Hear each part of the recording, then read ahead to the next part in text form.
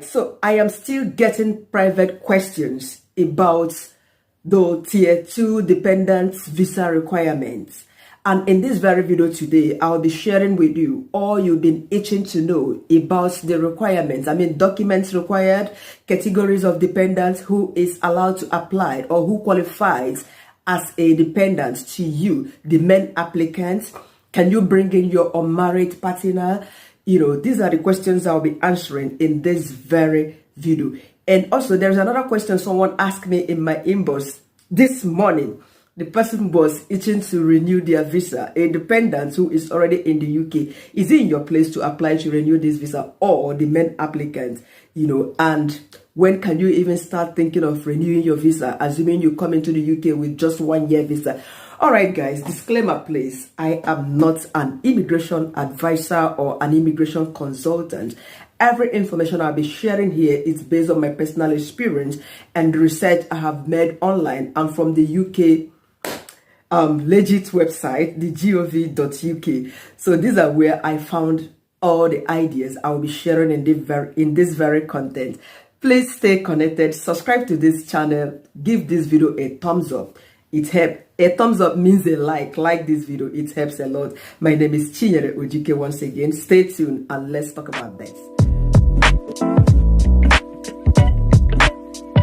Alright, so people on tier 2 visas, these are the category of people that moved into the UK either on skilled workers visa or health and social care visa or global talent visa, So coming into this very country, some of them tend to come alone, while a lot of them, they move in with their family. I am a dependent. I moved in with my family, though. I moved in with my husband, who is the main applicant. But I've met a lot of people who are currently in the UK as dependents. They did not come in with their family at the same time as they are moving in. As a matter of fact, I've got 2 people who will be going back to Nigeria to bring in their children.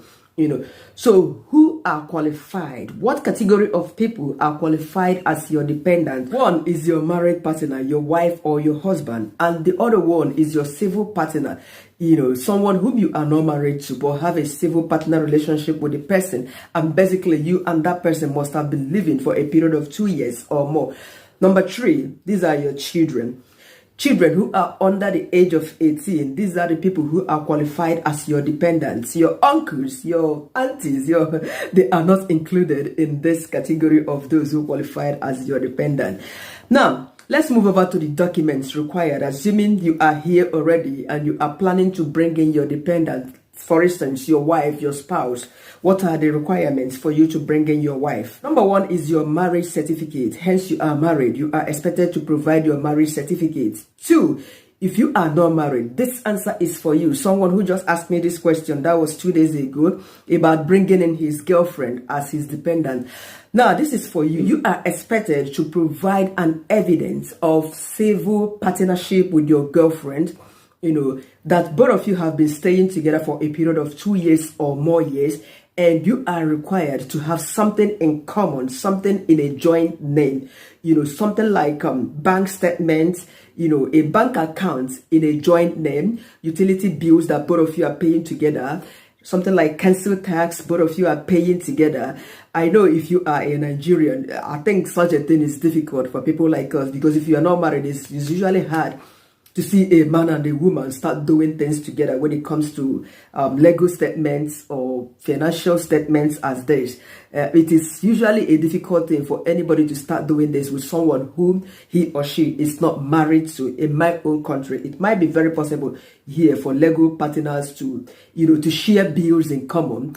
But if you are planning to come to move abroad with your girlfriend, it is something you start doing from a period of 6 months before you start applying for this. Yes, maybe you open a bank account together, you start paying your bills together, your rents together, all the bills we pay in our country. Bills like the LOMA, the electricity bill, you have it in your joint name. I think this would help. So for your children, the major documents required is their birth certificate or your child's birth certificate.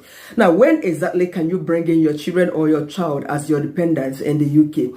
That doesn't really matter whether you come alone or you come with them at the same time. I've seen a lot of people who actually applied for a visitor's visa for one of their parents to bring this to bring their children along. Or some of them, they do go back after some times, after they might have settled down here, got a house, get a job, and then they can go back to bring their children. It is so easy. And what if you are a single parent, or what if you are separated, or one partner is deceased?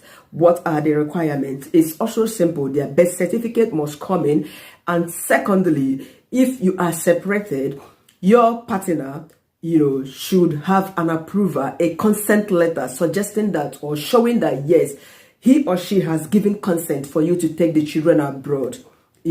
So this is just simple. Letter of clarification can go a long way to justify this. Yeah, because they don't really want you to bring in another person's child into this country. This is why you need a consent letter.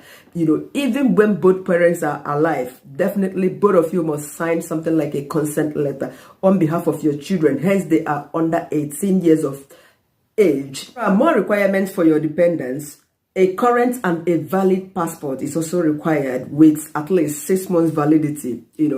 Your dependent also needs, what is it called? A TB test certificate, if applicable, not applicable to all the countries. But I know Nigeria is not exempted in this. So you are required to do the TB test, provide the certificate, and evidence of relationship to the main applicants. You know what that means.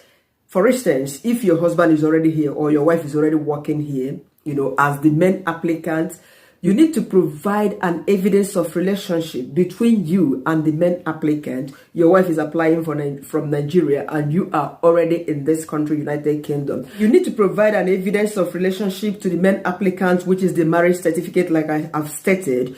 You need to also provide an evidence that the main applicant who is inviting you over to come has the right to stay and live in the UK. Evidences such as your spouse's visa page, the BRP, the COS, if your husband or your wife is working here, provide the COS, that's the certificate of sponsorship. These are the things you are expected to show or to provide as a proof of your spouse's or your sponsor's, permission to enter and stay in the UK. You can ask your spouse who is already here to send you scanned copies of theirs so that you can attach them in your visa application. It is a simple thing. And the next document is the police clearance from your home country, especially if you are up to 18 years. If you are under 18, you are not expected to show police clearance, but if otherwise, you are expected to show police clearance from the country of your origin or from where you have lived for a period of 5 years.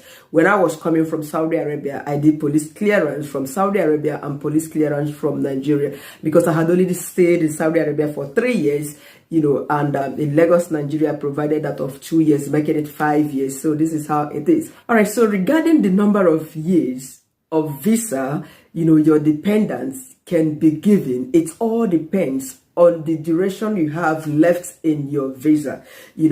Assuming you have 3 years visa, you come into this UK with 3 years visa and you have been staying for 1 year. After a period of 1 year, you decided to bring in your dependents from your home country and you have spent 1 year already. When your dependents apply, definitely they're going to give them 2 years visa, what is left in your visa. Are you getting that?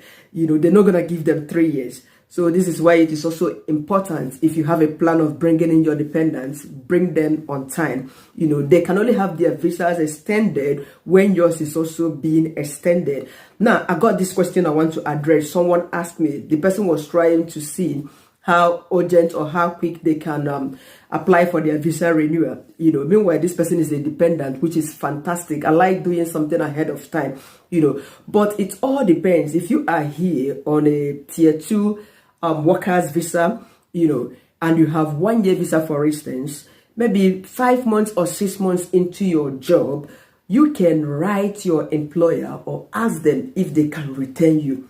If they are showing you signals that they are not going to retain you, please, within that 5 months interval, you have about 7 months left. In fact, my simple advice should be for you to start looking for a sponsorship job elsewhere.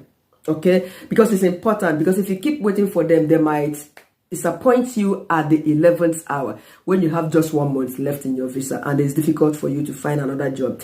Remember, even though that your dependent is allowed to work unlimited hours, they are not restricted, but your dependent's visa cannot sustain you here.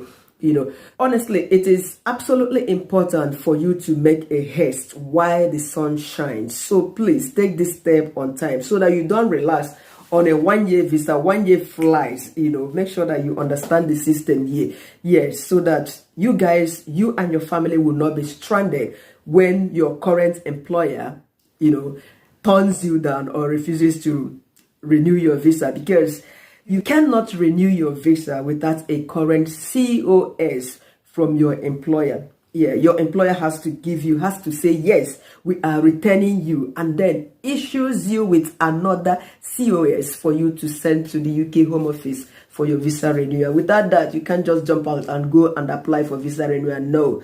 You need a job to continue staying in this country. All right, I hope this answers your questions.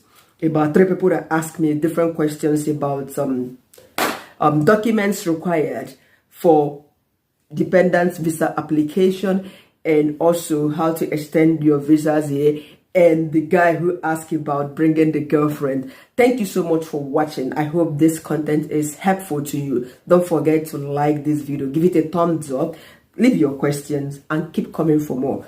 Bye.